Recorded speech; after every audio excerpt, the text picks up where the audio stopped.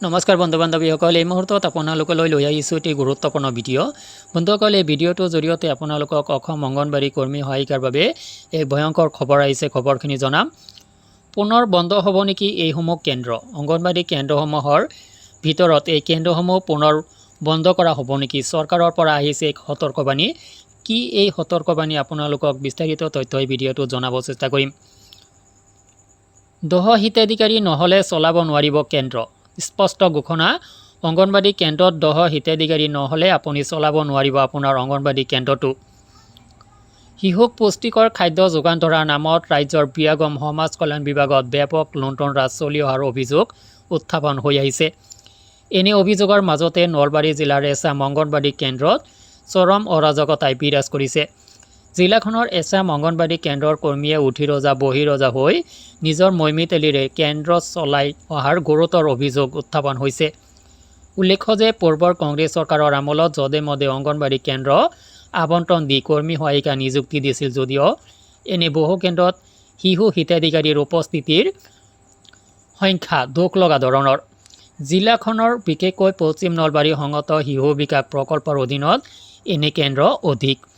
কেন্দ্ৰৰ নামত নিজা ভূমিৰ আবণ্টন নথকা অংগনবাড়ী কৰ্মীৰ নিজৰ ঘৰতে বহুৱাই লৈছে অংগনবাড়ী কেন্দ্ৰটো। এইদৰে বছৰ বছৰ ধৰি চলি আছে অংগনবাড়ী কেন্দ্ৰ। নিজৰ ঘৰৰ চোতাল দেখুৱাই অংগনবাড়ী কেন্দ্ৰ এটা আবণ্টন কৰাই তাতে নিজেও কৰ্মী সহায়িকা হোৱাৰ সুযোগ লাভ কৰিছে পূৰ্বৰ পশ্চিম নলবাৰীৰ একাংশই। জিলাখনৰ পশ্চিম নলবাৰীত এনে কেন্দ্ৰ সুলভ।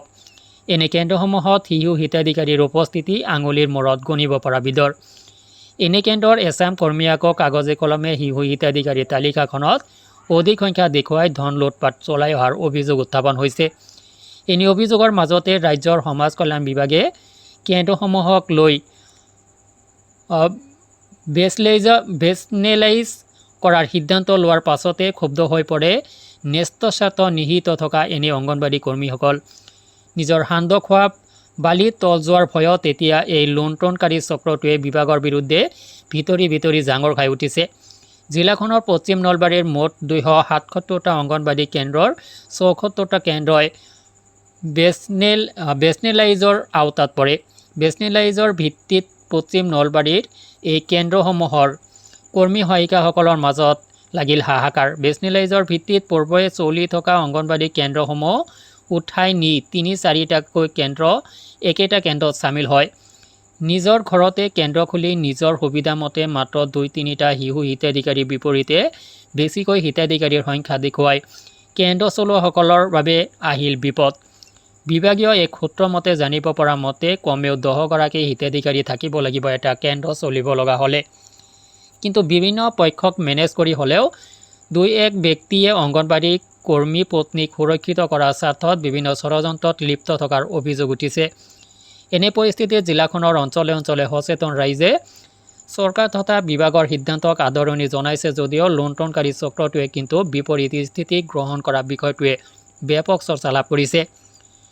তো বন্ধুসকল, যিকেই নহওক চৰকাৰৰ বিৰুদ্ধে আৰু আপুনি গৈ একো কৰিব নোৱাৰে।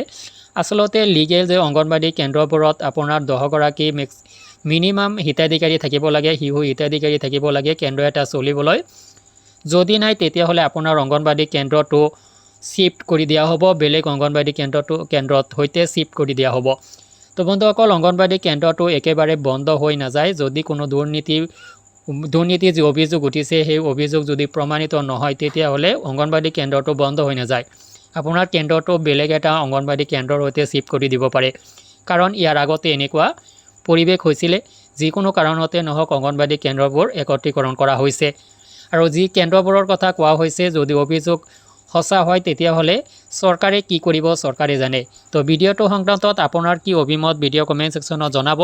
লগতে আপোনাৰ কেন্দ্ৰটোৰ কি পৰিস্থিতি, আপুনি কেন্দ্ৰটোৰ প্ৰতি যথেষ্ট গুৰুত্ব দিব লগা সময় আহি পৰিছে। কিয়নো যিকোনো মুহূৰ্তত আপোনাৰ অংগনবাড়ী কেন্দ্ৰটো এনেকুৱাভাৱে ভিজিট হ'ব পাৰে। আপোনাৰ অংগনবাড়ী কেন্দ্ৰটোৰ যি ছবি সেই ছবি কিন্তু স্পষ্ট হৈ পৰিব, যাৰ কাৰণে আপুনি সতৰ্ক হ'ব লগা হৈ পৰিছে। তো বন্ধুসকল, ভিডিঅ'টো সংক্ৰান্তত আপোনাৰ কি অভিমত জানিব বিচাৰিম, ভিডিঅ' কমেণ্ট ছেকশ্যনত জনাব।